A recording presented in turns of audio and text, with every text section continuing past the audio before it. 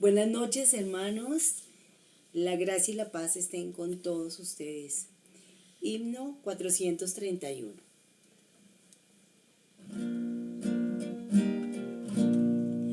Es un ejercicio del reino de Dios, pero cuando regrese será un galardón. Es su sabiduría nos hace entrenar para cumplir su plan y justicia afirmar. Nacimos de Dios para con él reinar, pero su entrenamiento nos preparará hasta poder reinar como reyes con él, para que su reinado se pueda ejercer. Debemos al trono sumisos estar, restringidos con todo su reino honrar, para así compartir en su autoridad y con Cristo sobre las naciones reinar. Debemos ser justos, negando el yo, tener paz con los hombres y gozo con Dios, en el reino viviendo en su realidad, su manifestación se podrá realizar. Entonces el reino con Cristo vendrá, su reinado es el premio que Él nos dará, el Señor su justicia así mantendrá, y las huestes del cielo la contemplarán. Por eso el gran precio el apóstol pagó, por el reino seguro a la meta corrió. Por tanto nos pide más fidelidad para en el futuro el reino lograr. Señor, por tu gracia deseamos vivir en tu reino entrenado, ganando así y ser ejercitados en su realidad, para el reino mañana poder disfrutar. Queridos santos, esta noche comenzamos el mensaje 4, la semilla del reino. Tenemos una necesidad. Tenemos la necesidad de tener un espíritu de conocimiento y revelación para poder recibir el conocimiento espiritual según se nos trae en Efesios 1:17. ¿Qué dice Efesios 1:17? Para que el Dios de nuestro Señor Jesucristo, el Padre de gloria, os dé espíritu de sabiduría y de revelación en el pleno conocimiento de Él. Aquí hay una nota muy buena. Dice, la sabiduría está en nuestro espíritu para que conozcamos el misterio de Dios. Y la revelación viene del Espíritu de Dios para mostrarnos la visión quitando el velo. Primero, tenemos la sabiduría, es decir, la capacidad de entender, la cual nos hace aptos para conocer las cosas espirituales. Luego, el Espíritu de Dios revela las cosas espirituales a nuestro entendimiento espiritual. Y la carga inicial de este mensaje es concientizarnos de la necesidad de ir más allá de la letra de la palabra y entrar en el significado intrínseco de la misma, es decir, que podamos nosotros poder ver más allá, que el Señor nos dé tal espíritu para que los velos sean quitados. Marcos 4:26, 29 nos dice, decía además, así es el reino de Dios, como si un hombre echara semilla en la tierra. Desde el primer mensaje que presentamos hemos estado puntualizando estos versos como centrales, como necesarios para poder entender y tener una visión apropiada de lo que es esta semilla. Así que el reino de Dios es la realidad de la iglesia, la cual es producida por la vida de resurrección mediante el Evangelio. Es decir, la predicación del Evangelio por la palabra produce entonces el reino. Se siembra la semilla del reino. Y ocurre lo que llamamos la regeneración. La regeneración, a su vez, es la entrada al reino y el crecimiento de la vida divina dentro de los creyentes. Este proceso del crecimiento de la vida divina dentro de los creyentes es lo que iniciamos este mensaje, que es el desarrollo del reino. En el 4:27 dice, esta semilla, el sembrador duerme y se levanta de noche y de día, y la semilla brota y crece sin que él sepa cómo. El 28 dice, la tierra lleva fruto por sí misma, primero hierba, luego espiga, después grano lleno en la espiga. La nota aquí nos dice, es decir, la buena tierra representa el corazón bueno que Dios creó. El corazón bueno que Dios creó, con la intención de que su vida divina creciera en el hombre. Pero cuando el fruto está maduro, ese es el 29, enseguida se mete la hoz, porque la siega ha llegado. Génesis 1:31 menciona esta nota de que la buena tierra es el corazón bueno del hombre. Es decir, cuando Dios creó a Adán, lo creó con un corazón bueno, listo para sembrar esta semilla como el árbol de la vida. Como el árbol de la vida. Entonces, ahora Dios está trabajando en nosotros para que esta semilla crezca en nosotros. Y esta semilla es Cristo mismo. Por un lado, Él es el sembrador y por otro lado, Él es la semilla. Y cuando esta semilla crece, utiliza este término, mete la hoz, porque la siega ha llegado. Y cuando dice mete la hoz, está hablando de los ángeles que vienen a recoger la cosecha. Este asunto de reino tiene como meta, primeramente, que Dios establezca una base aquí en la tierra de aquellos que tienen el corazón disponible para que Dios se siembre, pero luego que se siembre pueda crecer hasta madurar, hasta que Cristo venga. Aunque no hablemos de la segunda venida, todos estos mensajes de reino están llenos de este principio de la segunda venida. Así que hasta aquí hemos presentado que la revelación, el contenido principal de todos estos mensajes es el proceso del reino mediante la semilla que se siembra.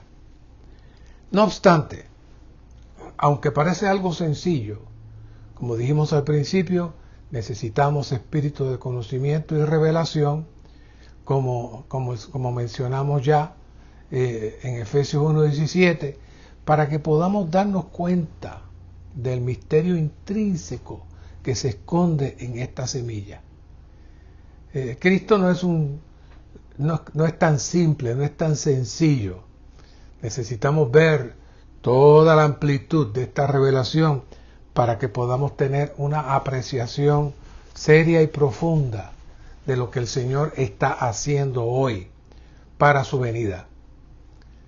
Cristo, como hemos dicho, es esta semilla que se desarrolla. Ahora, se va desarrollando a través de las eras hasta llegar a sembrarse. Y una vez que se siembra, se desarrolla. Se siembra y crece. Es decir, que son 3 pasos. Primero, se desarrolla, se va preparando, luego se siembra y luego crece. Ese es el proceso. Vean con cuidado qué dice el verso 27 que leímos. Duerme y se levanta de noche y de día. ¿Qué es este duerme y se levanta de noche y de día? No se refiere a Cristo. Está hablando del mover del desarrollo histórico que corre a través de las eras, desde antes de Cristo, con Cristo y después de Cristo hasta su venida. Ese es el proceso que se va trabajando.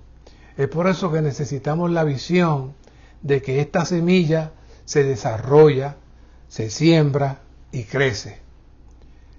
El desarrollo de la semilla se presenta en 3 etapas de 14 generaciones que las encontramos en el primer capítulo del libro de Mateo. Entonces, esas tres etapas de 14 generaciones comprenden 42 generaciones humanas. Y hubo 3 profecías claves que nos hablan de estos principios. La primera es Génesis 22:18. Dice, en tu descendencia serán bendecidas todas las naciones de la tierra, porque has obedecido mi voz. Esa es la promesa que Dios le da a Abraham. Según Gálatas 3:14, la promesa hecha a Abraham era que Dios mismo vendría para ser la descendencia de Abraham y que dicha descendencia sería una bendición para todas las naciones al convertirse en el Espíritu todo inclusivo que puede ser recibido por los hombres. Así pues, al final, la bendición de Abraham tuvo como fruto a Cristo, la única descendencia en que todas las naciones de la tierra son bendecidas. Así que todos los creyentes en Cristo, como miembros del Cristo corporativo, están incluidos en esta descendencia como herederos de la bendición prometida por Dios. Gálatas 3:29 complementa esta profecía diciendo, y si vosotros sois de Cristo, ciertamente descendencia de Abraham sois y herederos según la promesa.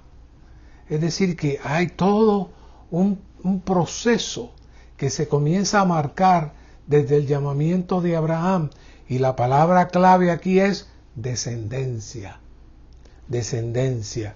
Y la descendencia no se puede dar si no hay concepción. Y si no entra el proceso de gestación. Así que a nivel espiritual, Dios trabajó a través de las eras, a través de los siglos, un proceso desde Abraham para producir su descendencia. Abraham tiene una sola descendencia, que es Cristo. Así que por ser descendencia de Abraham, tenemos que ser de Cristo Tenemos que ser parte de Él. Si no, no podemos ser descendientes de Abraham. Por ser nosotros uno con Cristo, también somos descendencia de Abraham, herederos según la promesa, beneficiarios de la bendición prometida de Dios, la cual es el Espíritu todo inclusivo, quien es la máxima consumación del Dios procesado como nuestra porción.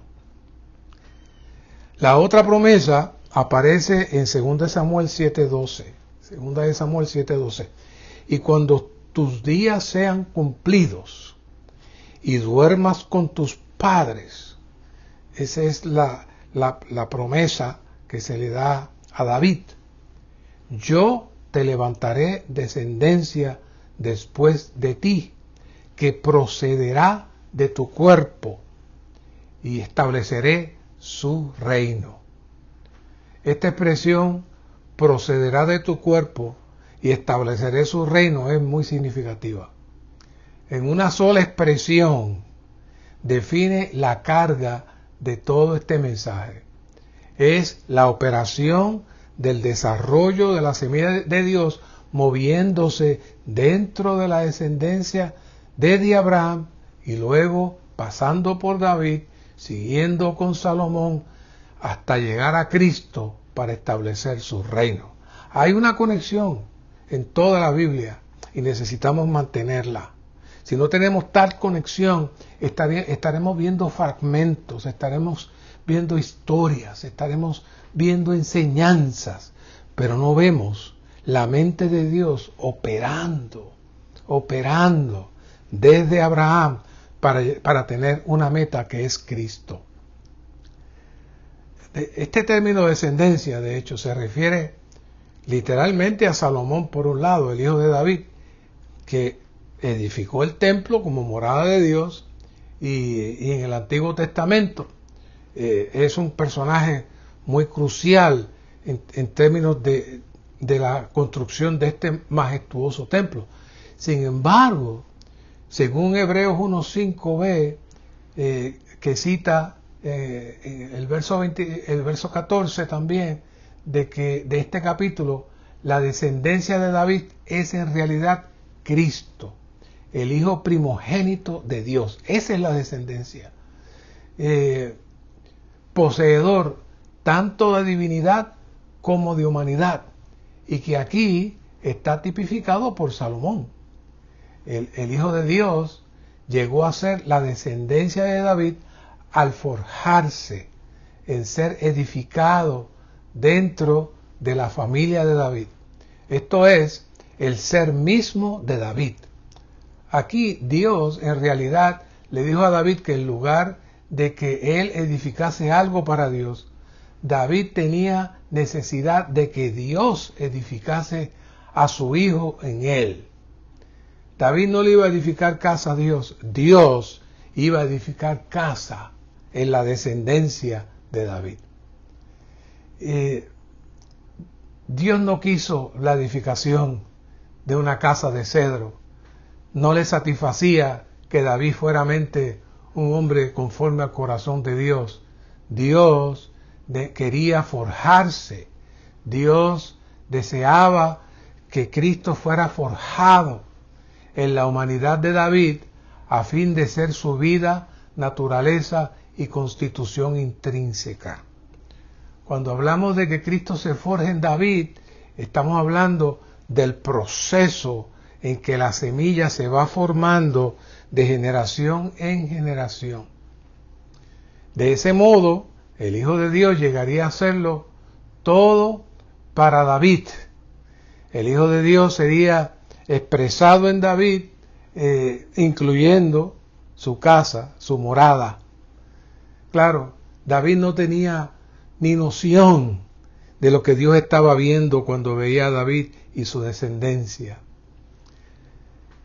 Y la otra nos la menciona, la otra promesa nos la menciona aquí en Génesis 3:15. Pondré enemistad entre ti y la mujer, y entre tu simiente y la simiente suya. Él te herirá en la cabeza, pero tú le herirás en el calcañar.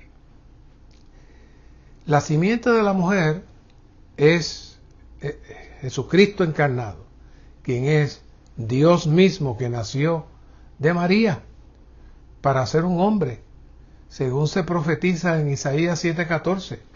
Se cumple en Mateo 1:23 y se confirma en Gálatas 4:4. Así que esta promesa indica que Dios mismo vendría como simiente humana para herir la cabeza de aquella nociva serpiente. Por último, la simiente de la mujer es ensanchada para incluir a todos los creyentes vencedores, la parte más fuerte del pueblo de Dios, representados por el Hijo varón en Apocalipsis 12:5. El Hijo varón, esto es la simiente o descendencia corporativa de la mujer, incluye al Señor Jesús, quien como individuo es la simiente de la mujer. Todo eso estaba encerrado en esas pocas palabras de esa promesa. Claro, hay algo sobresaliente que no se puede dejar a un lado. Es lo mencionado en el primer mensaje, en donde vimos que Dios deseaba sembrarse como la semilla del árbol de la vida en el espíritu del hombre, pero que Satanás también buscó la manera de ¿qué? De sembrarse en el hombre y reproducir su simiente. Es sorprendente cuando leemos con cuidado esto. Fíjense cómo dice, entre su simiente y la tuya. Dios le está hablando a Satanás y le dice, entre su simiente y la tuya. ¿Qué es eso? Hoy en la tierra hay dos simientes, la simiente de Dios y la simiente de Satanás. La de Satanás se sembró en la caída del hombre y la del Señor, ¿saben qué? Se sigue sembrando todavía. ¿Cómo? Mediante la predicación del Evangelio del Reino. Así que Satanás hizo una sola siembra, pero Dios está todavía laborando su siembra para en su momento tener su cosecha, como vimos en la lectura al principio. Tenemos que estar claros que desde Adán a Noé,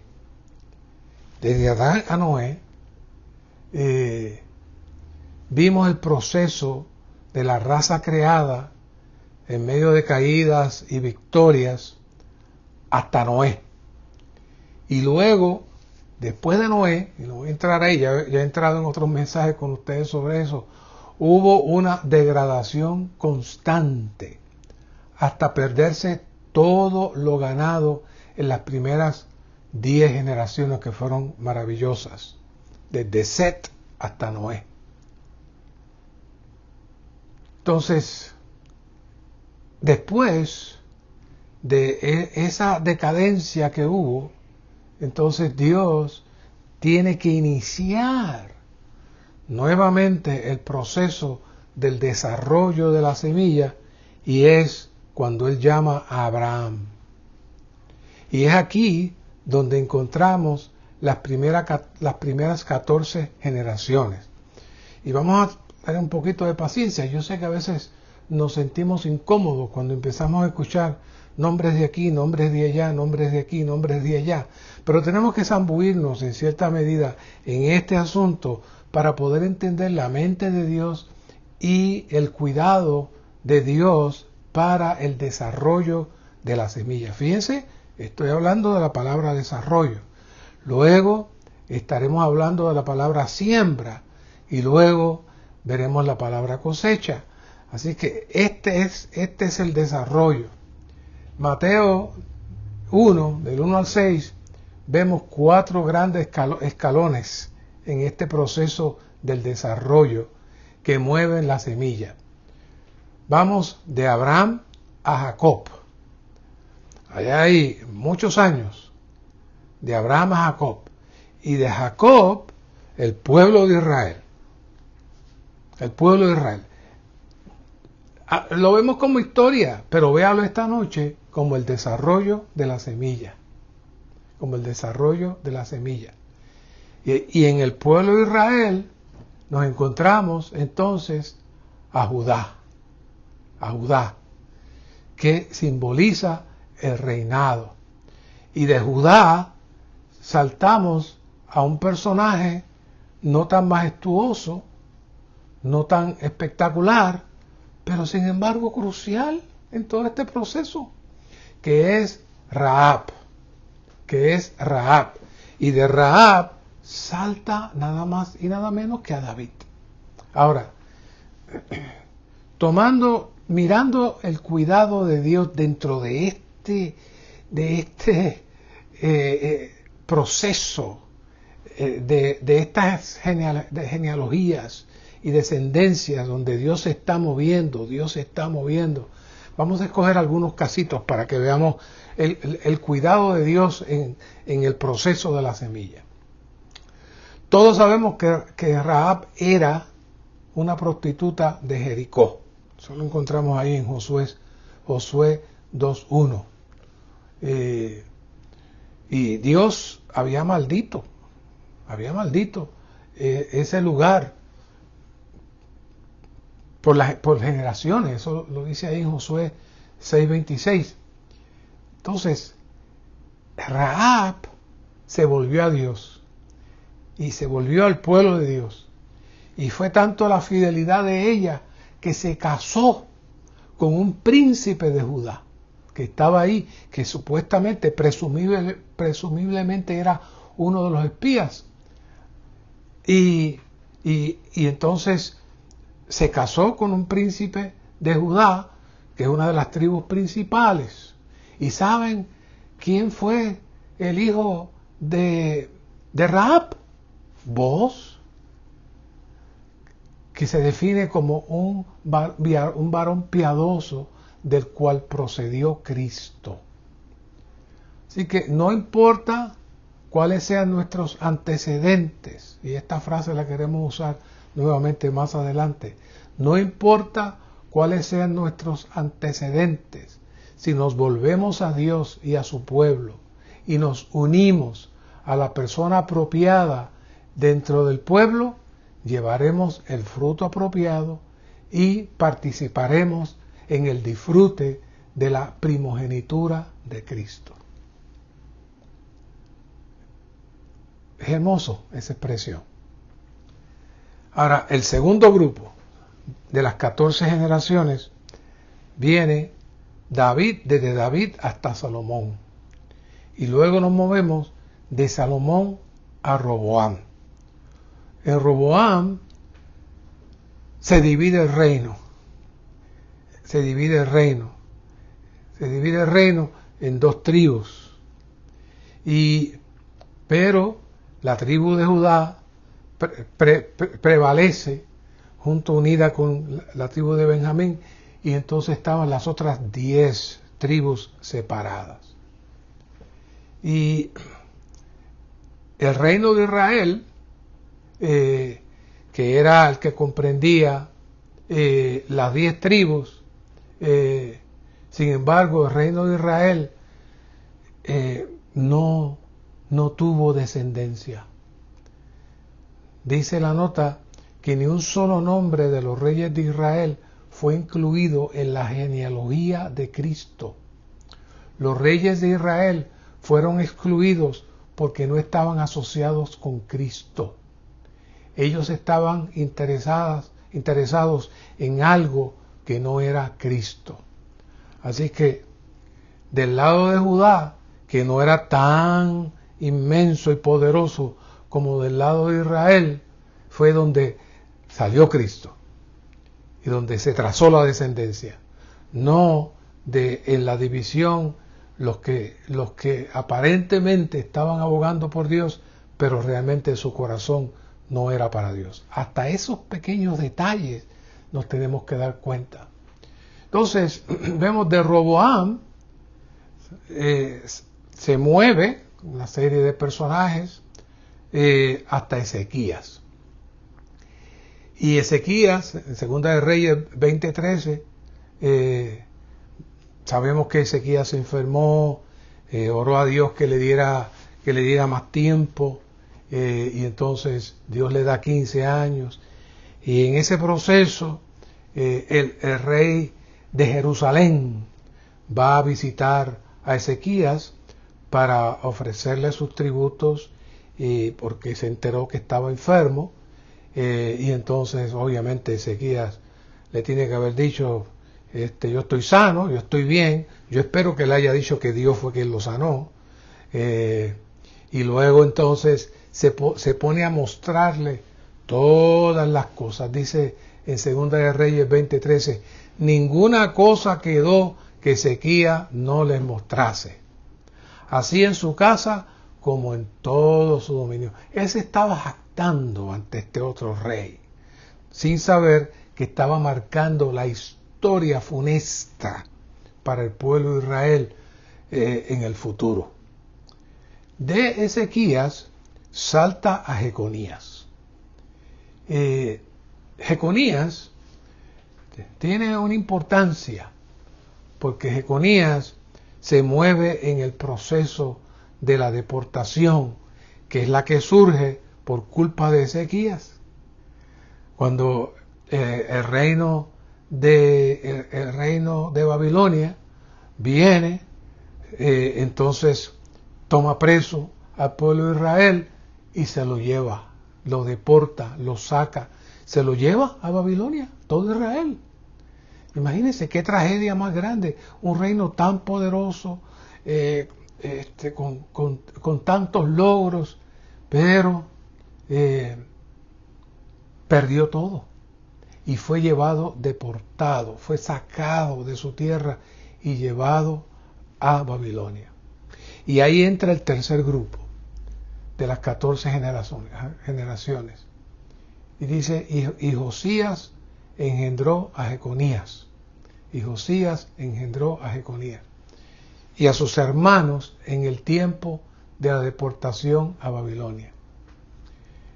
En la genealogía consta que Josías engendró a Jeconías. Sin embargo, en Primera de Crónicas 3:15 y 16 dice, los hijos de Josías, el segundo fue Joacim, el hijo de Joacim, Jeconías, fue su hijo.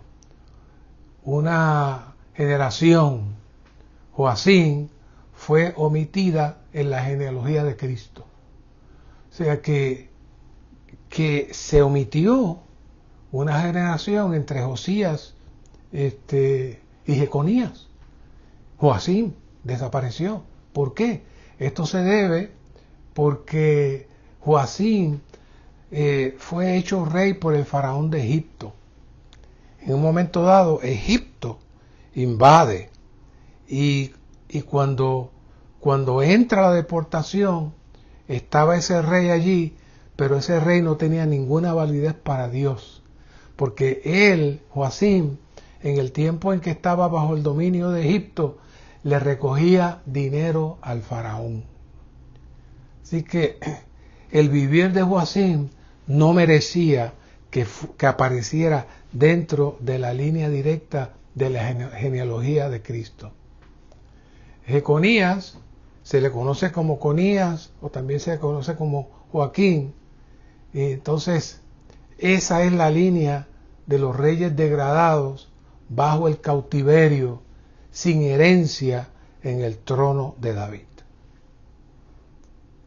Por eso esta genealogía es muy cuidadosamente trabajada, no por el que le escribe, sino por la historia que está intrínsecamente trabajándose ahí, que el desarrollo de la semilla. Dice, y después de la deportación a Babilonia, Jeconías engendró a Salatiel y Salatiel engendró a Zorobabel. Otro personaje importante aquí. Jeconías engendró a Salatiel y Salatiel engendró a Zorobabel.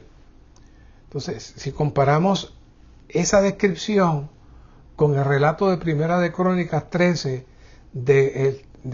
Primera de Crónicas 3, del 17 al 19, dice, los hijos de Jeconías, Salatiel, Pedaías, los hijos de Pedaías, Zorobabel.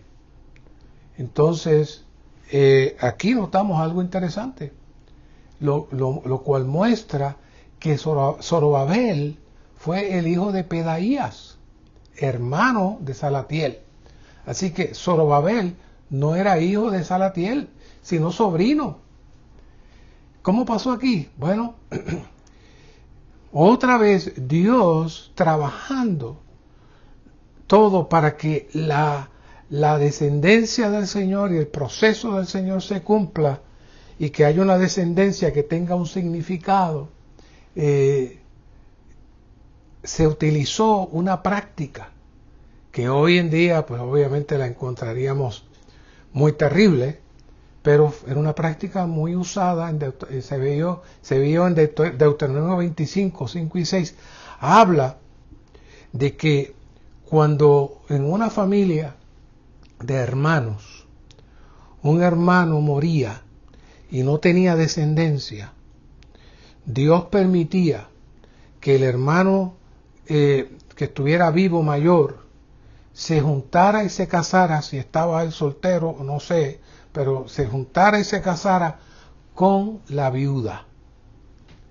Y que el hijo que tuviera la viuda no iba a ser hijo de él, iba a ser hijo del que murió. ¿Qué les parece? Y uno dirá, ¿y por qué eso? ¿Por qué tantos problemas con eso? Dios está estableciendo un punto de la importancia de la descendencia. Dios está buscando la descendencia. Este fue el caso de Zorobabel. Zorobabel fue uno de los líderes que tenía un corazón para Dios y era un personaje de mucha importancia dentro del reino dentro del reino del opresor de Babilonia, y le permitieron regresar de Babilonia, del cautiverio, para que regresara a Jerusalén. Ese regreso fue sumamente trascendental, lo describe en Esdras 5, 1 y 2. Él fue el líder clave para la reedificación del templo. Y él, en Zacarías 4, 7, 10, dice, aparece allí en el Antiguo Testamento, que se predice que Cristo, como descendiente de David, nacería en Belén. Esa profecía que se trajo en el Antiguo Testamento, en cierta medida, gracias a Zorobabel, que tomó el liderato y la fuerza y la confianza de quien los envía para restablecer otra vez el pueblo en Jerusalén, permite que Cristo nazca en Jerusalén. Si no hay Zorobabel, si no hay tal inmigración, si todos los pueblos se quedaban allá en Babilonia, cuando Babilonia fue atacada por los griegos y por los romanos, después por los romanos a los griegos, toda esa descendencia se iba a perder, porque iban a ser distribuidos. Pero sin embargo, este proceso que permitió que el rey fuera benévolo con el pueblo en el tiempo de Ciro, y vemos entonces a Esdras y vemos a Nehemías, que lo hemos estado estudiando en estos días. Entonces vemos a Zorobabel como un personaje crucial en este proceso. Entonces, Zorobabel no era rey, sin embargo, tenía un corazón para Dios y fue crucial en el proceso de Dios. ¿Qué significa esto? Bueno, Dios trabajó esta genealogía con un plan y un propósito para ver cómo es que veamos que esta semilla se va desarrollando poco a poco. Y vemos un personaje como Zorobabel, que Dios sencillamente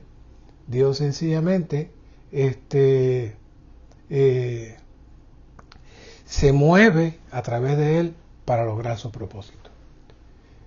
Mateo 1:16 dice: y Jacob engendró a José, marido de María, de la cual nació Jesús, quien es llamado el Cristo. Otra vez, y Jacob engendró a José, marido de María, de la cual nació Jesús, quien es llamado el Cristo. Aquí hay una nota interesante, dice, al llegar a este punto, esta genealogía nos dice, José engendró a Jesús. Al llegar a este punto, esta genealogía no dice, quise decir, no dice, José engendró a Jesús, lo cual concordaría con lo dicho acerca de las personas anteriores. Más bien dice, José, marido de María, de la cual nació Jesús. Usualmente, en todos los personajes anteriores, siempre dice, fulano engendró a fulano, fulano engendró a fulano. Pero aquí, cuando llegó a José, se detuvo y dice, marido de María, de la cual nació Jesús. Muy cuidadosa la Biblia. Jesús nació de María, no de José, ya que fue profetizado que Cristo sería la simiente de la mujer y nacería de una virgen. Cristo no podía haber nacido de José porque José era hombre y era descendiente de Jeconías, cuyos descendientes no podían heredar el trono de David, por lo que ya he explicado. En cambio, María era virgen y era descendiente directa de David, y una línea que sí se movía en la descendencia. Como tal, María era la persona apropiada de quien debía nacer Cristo. Así que el matrimonio de José y María relacionó a José con Cristo y unió en un solo linaje las dos líneas, las dos genealogías de Cristo para que Cristo viniera. Así que todo lo anterior nos muestra que el Señor tejió cuidadosamente toda la genealogía del Señor para que esta semilla se desarrollara hasta producirse el Cristo divino con el cuerpo de hombre.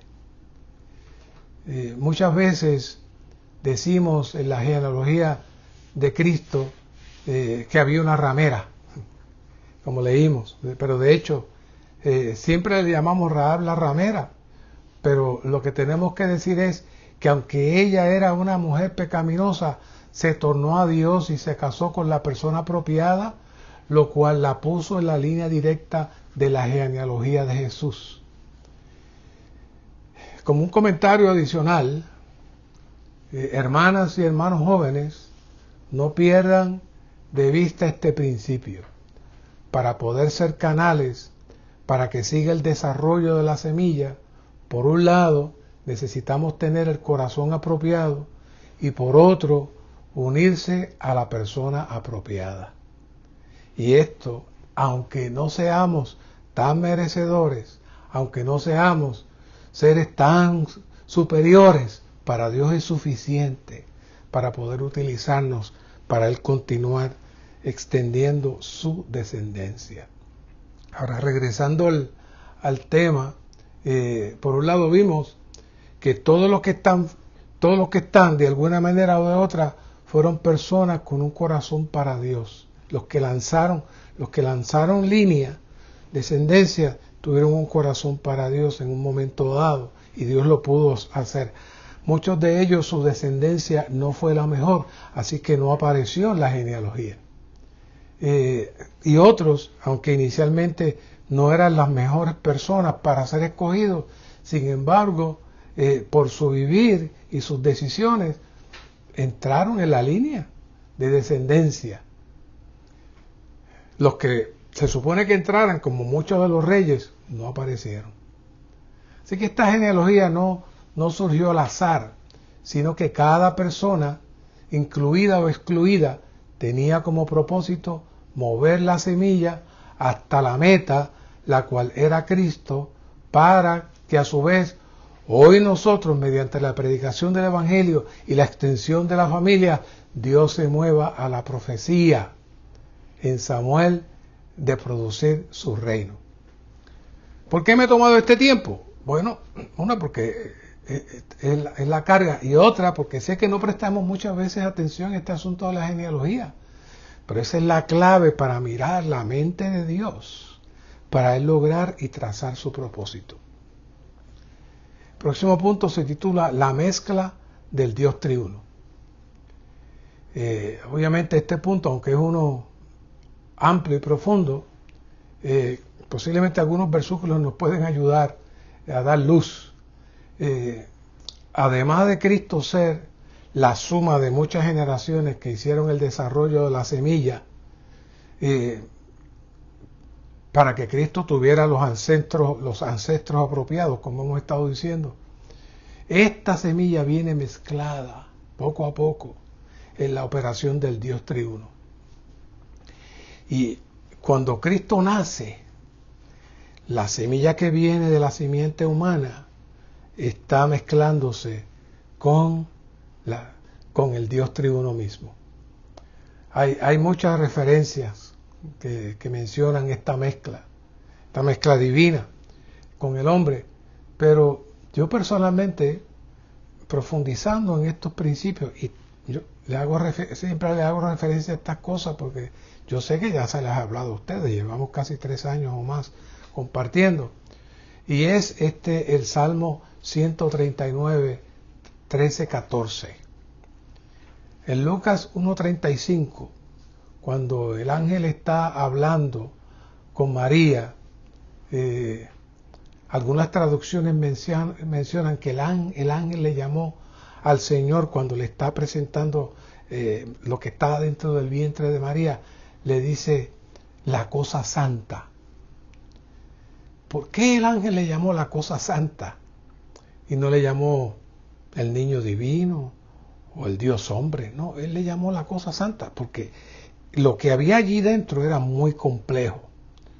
Por un lado, tenía un cuerpo de hombre, como los seres humanos, pero como dice el Salmo 139, 13, 14, su cuerpo fue tejido y hecho de una forma maravillosa. Salmo 139, 13 dice, porque tú formaste mis partes internas, me tejiste en el vientre de mi madre. ¡Qué maravilla! Te alabaré porque asombrosa y maravillosamente he sido hecho. Tus obras son maravillosas y mi alma lo sabe bien. ¿En qué consistió esa maravilla? La maravilla consistió que aunque tenía un cuerpo similar al de los demás seres humanos que estaban en la tierra, la contaminación satánica no estaba en él, lo cual lo separaba de los demás seres humanos. Es por eso que en Romanos 8:3b dice que él fue enviado en semejanza de carne de pecado. Por otro lado, en ese pequeño niño habitaba un espíritu mezclado con la divinidad, como lo deja sentir el mismo Señor posteriormente en Juan 14:10, cuando le dice a los discípulos, ¿no crees que yo estoy en el Padre y el Padre en mí? ¿Qué es eso? Así que además del proceso de la semilla que produjo la descendencia en Cristo, estaba también el Dios triuno mezclado con él. Así que resumiendo, este niño que se presenta en Lucas 1:35 tenía un cuerpo formado directamente por Dios en el vientre de María. Tenía un cuerpo de apariencia humana, pero sin la contaminación satánica. Y por último, toda la Trinidad divina moraba en él. Es por eso que ni el mismo ángel podía explicarlo.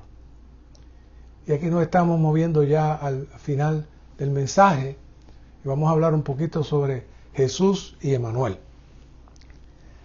Jesús, dice aquí la lectura directa del libro, significa Jehová más.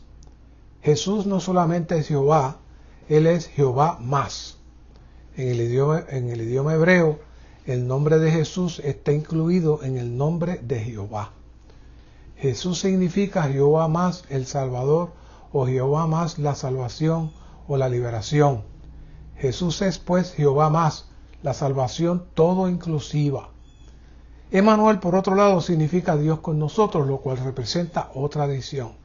El Señor Jesús no es solamente Dios, sino que Él es Dios con nosotros. Ahora bien, estudiando un poquito más lo que se presenta, van a seguir escuchando en la lectura de aquí en adelante este asunto de Jehová más o Dios más. Tenemos que ser aclarados que no es que la traducción directa de Jehová o Yahvé sea Yahvé más o Dios más. No, lo que quiere decir es que la manera de leerse en el hebreo siempre va a estar acompañado de un verbo, es decir, de una acción para nosotros. Jehová es Salvador, Jehová es Redentor, Jehová es Protector. Todos los verbos que implican la acción de lo que Jehová es para nosotros. Por eso es que siempre va a ser Jehová plus, Jehová más, Jehová con algo más. Pero quiero aclarar que no es que no vaya por ahí diciendo, no, que lo que dice ahí el original griego, en el hebreo es Jehová más o Jehová plus. No, es que siempre Jehová está acompañado de una acción para nosotros. Ahora bien, después de la prueba viene el cumplimiento. Como vimos, todas las generaciones eran 42 y 42 está compuesto de 40 más 2. El número 2 es el número que denota un testigo, un testimonio. El número 42 significa que después de ser puesto a prueba por un periodo de tiempo y pasar por dichas pruebas, algo será logrado con miras al cumplimiento del propósito de Dios. Así que damos gracias al Señor que desde el tiempo de Abraham hasta el nacimiento del padre de José transcurrió un periodo de 40 generaciones, que podemos decir que era un periodo de prueba. La promesa hecha a Abraham no se había cumplido, ni tampoco la promesa hecha a David, ni aún las promesas de tantas cosas buenas para los hijos de Israel se habían cumplido. El paso de todas estas generaciones representó una verdadera prueba. Sin embargo, después de 2 generaciones más, después de las 40, se llevó a cabo el cumplimiento. El Señor Jesús vino. Él es el Dios encarnado. Él no se encarnó durante la segunda generación del linaje humano, ni tampoco en la 20ª o 40ª generación. No. Dios no contó las generaciones desde Adán, que representa el linaje creado, sino que las contó a partir de los hijos de Abraham, el pueblo de la promesa. Se habían hecho muchas promesas, pero Dios no se encarnó sino hasta la 42ª generación. La segunda generación, después de un largo periodo de pruebas, tribulaciones e incluso fracasos. La Trinidad está implícita en estas 42 generaciones y el resultado de todo este proceso, de todas estas generaciones, es el Señor Jesús. La 42ª generación. Él es el fruto todo inclusivo de estas generaciones mezcladas con el Padre, el Hijo y el Espíritu. Por tanto, es que estamos diciendo que es Jehová más. Jehová tiene siempre algo más para nosotros. Para esto, como comenzamos, necesitamos un espíritu de sabiduría y de revelación. Cuán maravilloso es nuestro Jesús. Nuestro vocabulario humano es inadecuado para describirlo. Él es el fruto de todas las generaciones del pueblo prometido, mezclado con el Dios triuno. ¿Para qué? Para ser este Jehová más, este Dios más, este es el Dios que siempre está produciendo, cuidando, protegiendo a su pueblo. Y ahora hablamos de la semilla todo inclusiva, que ya hemos estado elaborando. Como sabemos, María, antes de unirse a José, para no llamarla la Virgen María, porque siempre se nos escapan esos conceptos. María fue virgen hasta antes de casarse con José y después tuvieron familia y tuvieron hijos. María quedó embarazada del Espíritu Santo. Es decir, Dios plantó Él mismo la semilla, es decir, el gen divino en María. El tejer mencionado en el Salmo 139:13 es todo el proceso que se ha compilado en este mensaje para producir la semilla toda inclusiva desde Abraham, Moisés, los profetas, los reyes y finalmente Cristo, produciendo el primer Dios hombre en la tierra. Y hay cuatro aspectos principales para concluir el mensaje. Esta simiente nueva, esta semilla que sale, primero es aceptado por los gentiles. La mayoría de las personas más fieles que inicialmente siguieron a Jesús eran personas simples, sin conocimiento religioso, sin conceptos. Este Cristo maravilloso se les reveló a ellos y ellos simplemente lo aceptaron. Luego, descuidado por la religión. En el tiempo de Jesús, los enemigos principales no eran los inconversos, sino los religiosos. Todos ellos llenos de conocimiento, seguidores de la ley, pero como el Señor le llamó, tumbas blanqueadas. Externamente lucían muy honorables, internamente estaban corruptos y muertos. Lamentablemente, hoy en día ocurre lo mismo. Aunque hay muchos queridos hermanos cristianos que, aunque cortos en la visión, aman al Señor y procuran vivir para el Señor, la gran mayoría se conforma con ir a alguna u otra reunión semanal, pero sin vida y sin ningún testimonio para el Señor. Estos vienen a ser los principales enemigos del Evangelio del Reino y son los que persiguen y critican a la iglesia del Señor. Luego el Señor fue perseguido por los políticos. Cristo fue perseguido constantemente por los políticos de la era. Los religiosos y los políticos fueron sus principales enemigos. Quiero traerles un testimonio.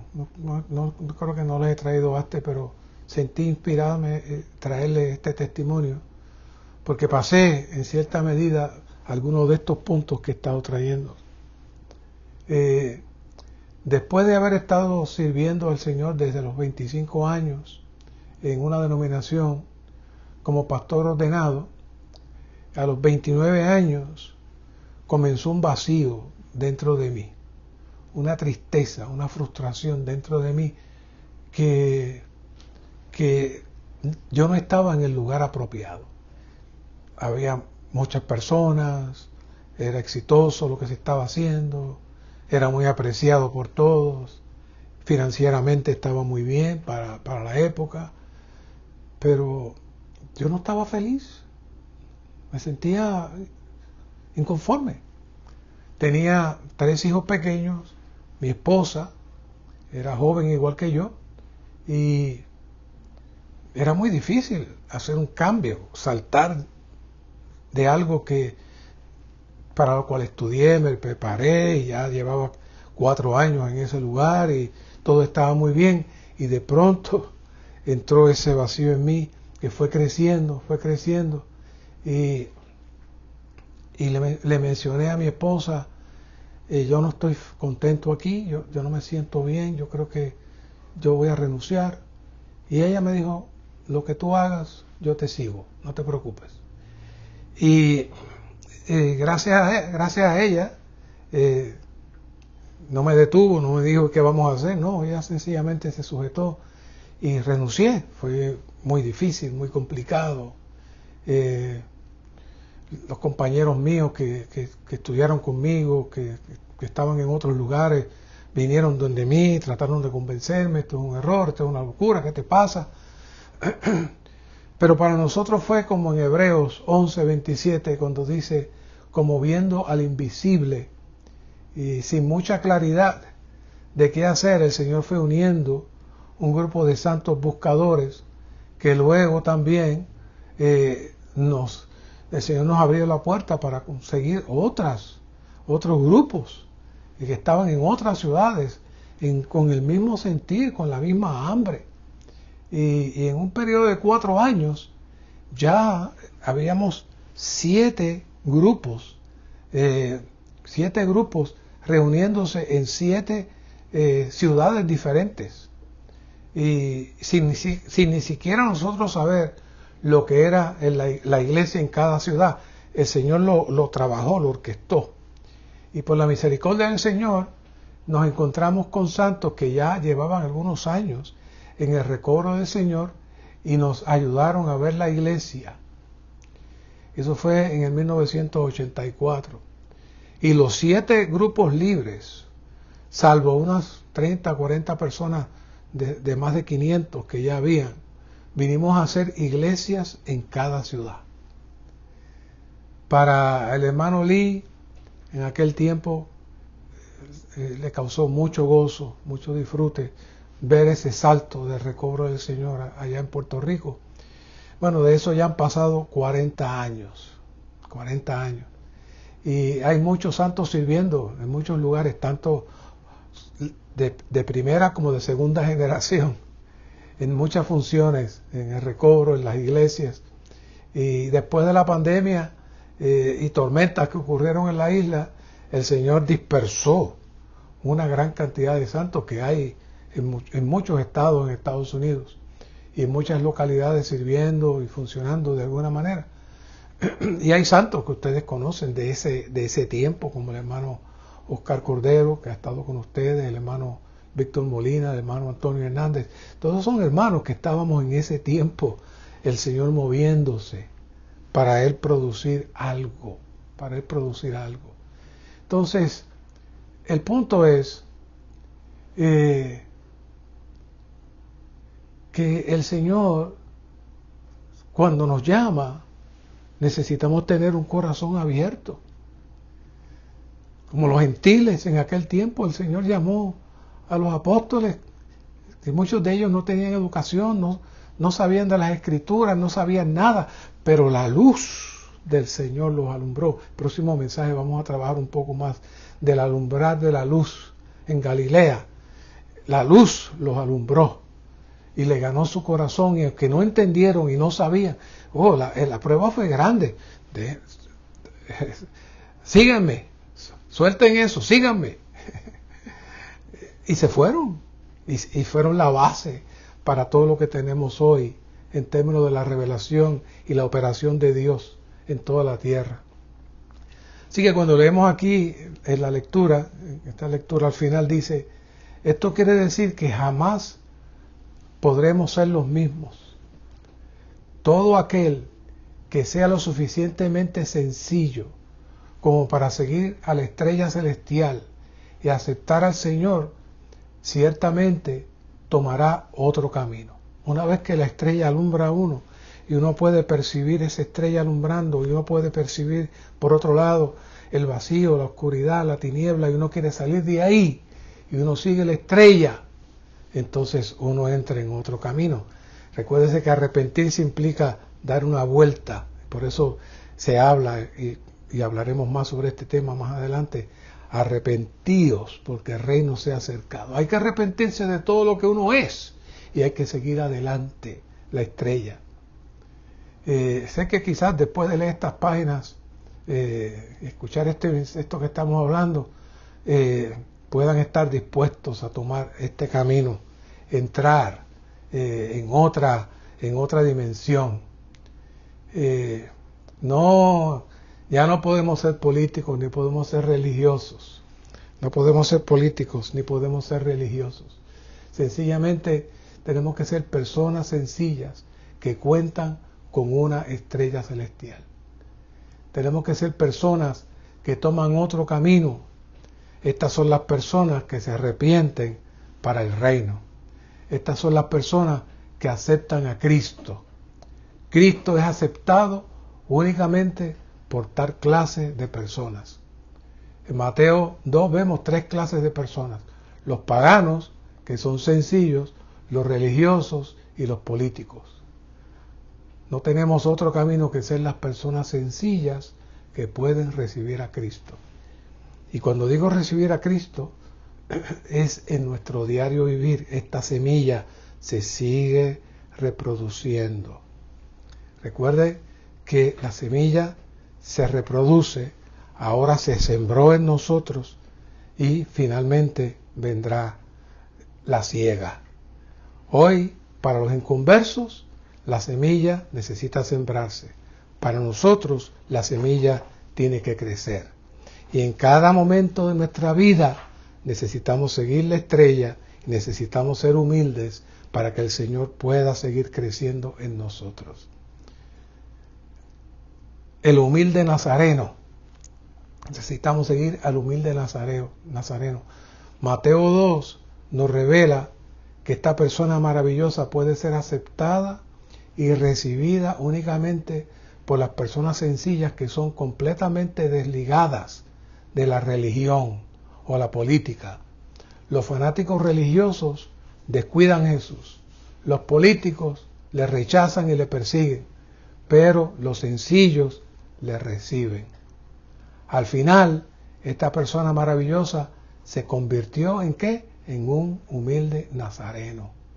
Al final del capítulo 1, él es llamado Emanuel, y al final del capítulo 2, él es llamado un nazareno, que significa humilde, menospreciado y sin fama.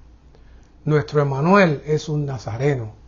Para el mundo, para los políticos y para los religiosos, el Señor Jesús es el nazareno, pero para nosotros, Él es Jehová más, es Jehová, el Dios más, el Dios que es nuestro suplidor, es nuestro salvador, es el proveedor, Él es todo, es el todo para nosotros. De esa manera el Señor puede lograr su propósito y el Señor puede llevar adelante su reino. Gracias, Señor, por esta palabra, gracias, Señor, por este tiempo. Llévanos adelante en ti. Oh, Señor, sigue manteniendo nuestro corazón puro y sencillo para ti, para que tu reino pueda llevarse a cabo. Gracias, Señor.